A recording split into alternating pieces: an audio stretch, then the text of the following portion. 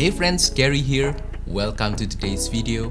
Over the years, I've tested so many different kinds of micro four thirds ultra wide angle lenses. Some are compact, some are premium and have great build quality, some are actually quite versatile, some are zoom lenses, some are prime lenses, so many different kinds of wide angle lenses. So in today's video, I'm going to share my honest thoughts and opinions about some of my favorite ultra wide angle lenses for micro four thirds, the ones that are my personal favorites and also the ones that I have experience with using them on the field to take pictures. Quick disclaimer, today's video is not sponsored by anyone. All of the lenses that I will mention in today's video are truly my favorites and I enjoy using them on the field to take pictures. However, if you guys are interested, I would kindly invite you guys to support my channel by joining my Patreon to get some exclusive benefits that I think you will like. Link right here and also on the description. It's patreon.com/Gary_W. First lens on today's video is this guy right here. This is the Panasonic Leica 8 to 18mm f2.8 to f4. Now, out of the rest of the guys that I will feature in today's video, this is the most flexible, obviously because it is a zoom lens. You can zoom out to 8mm classical ultra wide focal length for that wide angle composition for landscape photography and scenery. And you can zoom it in to 18mm for a little bit of that normal wide angle stuff, for environmental portrait, for sceneries, for a little bit of product photography, close up, that kind of stuff. So quite a flexible lens.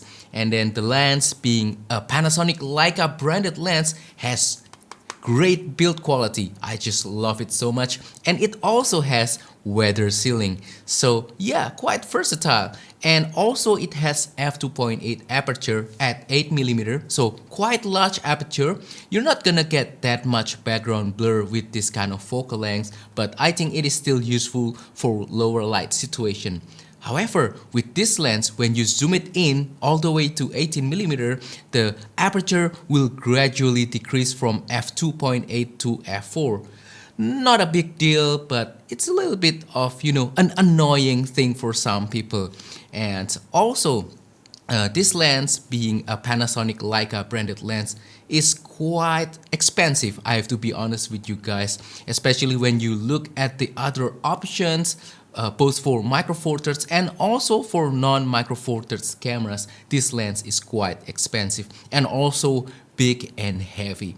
However, this is quite a solid lens. This is still one of my favorite ultra wide angle lens, especially with the image quality that it can produce. Really sharp, really detailed, almost flawless in my opinion. So it is a very dependable lens for landscape photography, scenery photography, environmental portrait, street photography, that kind of stuff. Next lens is this guy right here, the Panasonic Leica 9mm f1.7. Another Panasonic Leica lens on the list. However, compared to the 8 to 18, this guy is a little bit different. First of all, this is compact and lightweight, so it's also perfect for travel. And then also, it is not as expensive as the 8 to 18mm as well. So this guy has large f1.7 aperture. If you get really close to your subject, especially with its very close minimum focusing distance, you can get decent background blur. And also for lower light situation, f1.7 will be able to open up some possibilities. For example, northern light photography, Milky Way astrophotography. I think the 9mm will be excellent for this kind of stuff. Now, the 9mm is definitely not a zoom lens. It is just a standard prime lens with fixed focal length. However, in my own personal opinion, 9mm is actually quite flexible. You can do a lot of stuff with 9mm. Yes, it is still ultra wide, but when you get close enough, you can do environmental portrait with it. You can even take some close-up shots with this guy as well. The distortion isn't as obvious as something wider like 8mm or 7.5mm. So quite flexible even though you cannot zoom.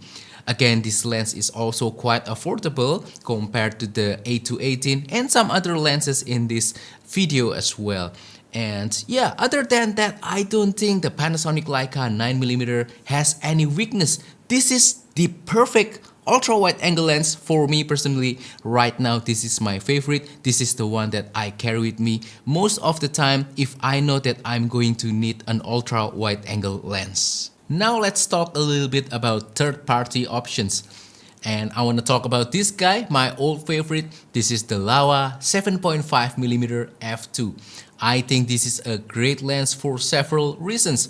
First of all, it is compact, it is relatively lightweight, it produces great image quality, almost as good as the first-party options, and it has large aperture of f2, making it possible to use this lens for lower light situation and also to get just a little bit background blur. You're not gonna get that much because obviously it has ultra wide focal length, but still you can squeeze a little bit of background blur with this guy. Now the elephant in the room is the manual focusing only system. You won't get autofocus with most third-party options. And fortunately, manual focus with this guy isn't that difficult because the depth of field is quite large. It has lots of tolerance, so manual focusing will be quite easy. You just need to be careful not to knock the focus ring so that you'll get out of focus pictures. That's it. And also it has great image quality as I mentioned before. However, my particular copy had some issue with the focusing. So what I need to do at that time is to disassemble the lens and try to repair it myself so that my lens can focus to infinity. I think that's a problem for earlier batch of the Laowa 7.5mm, but after that I don't think I hear similar issues like mine. However, I think that this lens is not exactly ultra affordable like some other third-party options. So this guy almost has the same price as the Panasonic Leica 9mm f1.7.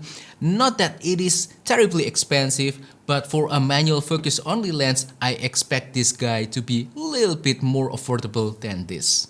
Next third-party option is the 7 Artisans 10mm f3.5. Now this is currently my favorite third-party option. Disclaimer alert, 7 Artisans sent me this lens for free for a review, which I already made a few weeks ago. However, it is on this list not because 7 Artisans want me to put it on this list, but I truly love this lens. I think this is game-changing for micro four thirds for several reasons. First of all, look at it. It's so tiny, so small, and so lightweight as well. I mean, we need more lenses like this for micro four thirds. Yes, this is a manual focus only lens. This is a third-party option, obviously, but it is affordable, unlike the Laowa 7.5mm f2. Yes, the aperture is not that impressive, only f3.5, but with wide-angle lenses, usually what we do is we stop down anyway because we want everything to be in focus, especially for landscape photography and similar stuff. Yeah, so I think this is quite a great option, a very affordable option for ultra-wide-angle lens for micro four thirds. Image quality is also good enough with the 7 Artisans 10mm f3.5. I don't find too many flaws with this guy, and also with its relatively ultra affordable price, I think this is a good option, especially if you don't shoot ultra wide too much but you just want something affordable just in case you want to shoot with an ultra wide angle lens. Now some honorable mentions. First of all, the Panasonic Lumix 7-14mm f4. I used to have that lens. I already sold it because I already have the Laowa 7.5mm f2 at that time, and I think the Laowa is more useful than the Panasonic Lumix 7-14mm. The 7-14mm is actually a great lens, guys. Don't get me wrong, I love that lens. I took so many beautiful pictures with it. But there are a couple of issues. First of all, if you are using non-Panasonic Lumix cameras, then you'll get some chromatic aberration with that lens. pretty bad, I have to be honest. Also, flaring, ghosting, backlight performance are not really that great with that particular lens. Even my Laowa is a little bit better compared to the Panasonic Lumix 7 to 14mm. Second issue with that lens is that there's no filter thread, and I love to use ND filters, CPL filters, especially for landscape photography. All of the options that I mentioned today, they all have filter threads, by the way. So yeah, the 7 to 14mm doesn't make it into my main list. Next honorable mention is the Olympus 9 to 18mm f4 to f5.6. This guy right here. So this was supposed to be my favorite ultra wide angle zoom lens ever. I mean, this is compact, this is lightweight. It is not exactly affordable, but yeah, nowadays the price started to go down. Image quality is more than good enough. I mean, it's not going to be the Panasonic Leica quality, but for me, it is already okay. More than good enough, definitely better than smartphone image quality. But there's one issue with this guy, and that's the ribbon cable issue. So now it is broken, and I cannot focus with this lens, and whenever I attach this lens to one of my camera bodies, it will start to give me error. Yeah, such a shame, because this could have been the ultimate travel wide angle lens zoom, because it has a very flexible 9 to 18mm focal length. I just love this lens, but I'm glad that I've already shot some beautiful pictures with this guy. Anyway, enough about me, guys. What about you guys? What are your favorite ultra wide angle lenses, either for micro four thirds or for other format? Please comment down below. I'd love to read your comments, and I'd like to have some discussions with you. And yeah, also there are some micro four thirds lenses that I didn't mention in today's video.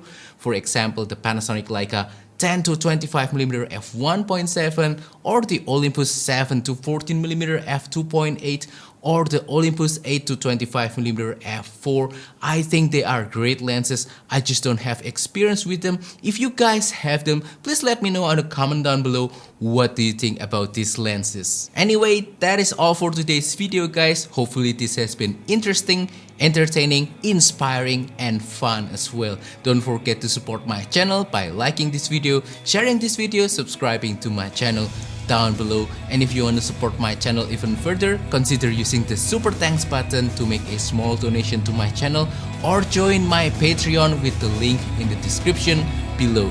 Thank you, and I will see you on the next video. Goodbye.